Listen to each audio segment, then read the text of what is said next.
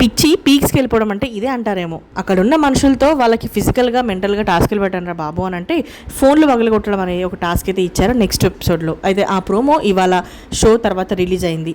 ఇక ఉన్న 11 మందిలోంచి ఇంకా 9 గోల్డెన్ సీట్లోకి వెళ్ళాలి. అయితే ఆ 9కి వాళ్ళు ఏ టాస్క్ ఇచ్చానంటే అందరినీ స్టేజ్ పైకి పిలిచి ఇక అందరి ఫోన్స్ కూడా తీసుకొచ్చి హ్యామర్స్ అయితే పెట్టారు. టాస్క్ ఏంటంటే వాళ్ళ హ్యామర్తో ఎవరైతే వాళ్ళ ఫోన్ పగలగొడతారో they are going to golden seat అని చెప్పి చెప్తారనమాట. ఇక ఈ టాస్క్ వినగానే అందరూ షాక్ అయిపోయి షేక్ అయిపోతారు. అసలు వాళ్ళకి ఏం చేయాలో అర్థం కాదు. కొంతమంది అయితే ఏడుపు స్టార్ట్ చేశారు, అంటే వాళ్ళు ఇంత రిస్క్ చేయాలా అని. ఇక ఆల్రెడీ సెలెక్ట్ అయిన కంటెస్టెంట్స్ అయితే అమ్మా ఏంట్రా ఈ ఛాలెంజెస్ అని చెప్పి అనుకుంటున్నారు. ఇక నవదీప్ గారు కౌంట్ డౌన్ స్టార్ట్ చేసి స్టాప్ అవ్వగానే అక్కడ ఉన్న షాద్ నగర్ షాకిబ్ ఏం మాత్రం ఆలోచించకుండా ఇంతకు ముందు టాస్క్లో తను ఎలాగైతే కన్ఫ్యూజ్ అయ్యాడో అలా కన్ఫ్యూజ్ అవ్వకుండా తను వెంటనే హ్యామర్ తీసుకొని తన ఫోన్ పగలగొట్టడం స్టార్ట్ చేస్తాడు. ఇక అక్కడ ఉన్న కంటెస్టెంట్స్ ఎవ్వరూ ముందుకు రాలేదు ఈ టాస్క్ చేయడానికి.